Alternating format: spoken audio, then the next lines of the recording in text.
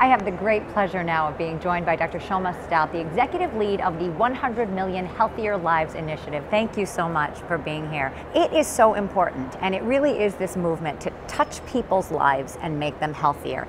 How does that initiative really dovetail with the APHA and the campaigns that are also so important, the Healthiest Nation and the One Generation? So 100 Million Healthier Lives and Healthiest Nation have a common purpose. I think when the Institute for Healthcare Improvement was thinking about how healthcare needed to shift, to go from being a sick care system to a health care system, and when APHA was looking at how as a nation we have some of the worst health outcomes despite spending nearly twice as much on healthcare as other developed countries, we both came to a common aha moment that we needed to go from having healthcare over here and public health over here and social sector over here to really think how we begin to work together across sectors to create, as they would put it, generation public health or health system. That made us both realize that we needed to come together to join forces to figure out how to create this transformation and to bring the different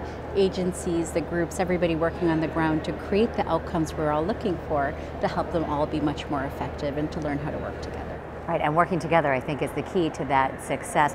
The Affordable Health Care Act really started that. You have such a unique perspective because you're working on this large initiative, but yet you're also a primary care physician, so you treat people. And how have things changed under the Affordable Health Care Act to sort of integrate that primary care and public health?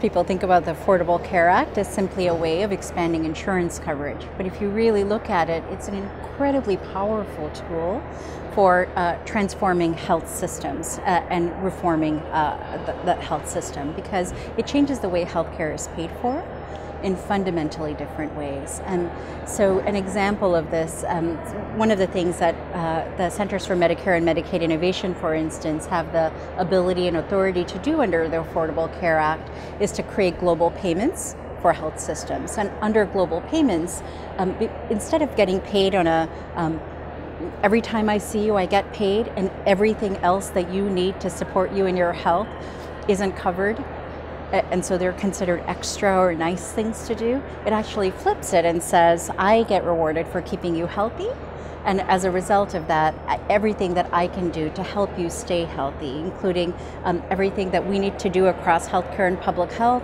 If you need help with housing or if you need help with learning how to manage your disease, all of that suddenly comes under the umbrella of what gets paid for. And it really sort of creates a policy change that's needed and the financing change that's needed to get us to a healthier nation.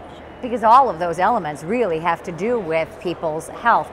In order to galvanize the troops, I think, you really need to think about not just the goals, but also what it would look like if you're successful. Can you talk about that a little bit? Absolutely. So I think if you were successful, the world would be organized around you. And so what I mean by that is a person, sort of customized for them, and in their neighborhoods and in their communities, what you need to keep you healthy, whether you are a person who is 25 and doing well, and what the health system looks like for you, which may be very internet-based, may have a lot of telemedicine, etc., would be what it looks like for you. But if you're somebody with a chronic disease, you would have much more support at your fingertips to help you manage your life as you're living it and to manage your health and well-being as you're living it. But if you're somebody who is likely to experience poor health outcomes just for being born in a particular place, so there are cities where within 2 miles apart, a child born will have a 25-year difference in life expectancy. One of our goals is to really think about, I think in a future health system, your outcomes wouldn't be determined by your zip code or even by your genetic code alone, that everyone would have a chance to have the best possible health outcome. And isn't that why you're all working together to try to provide that health care to people of all walks of life? Dr. Soma Stout, thank you so much. My pleasure.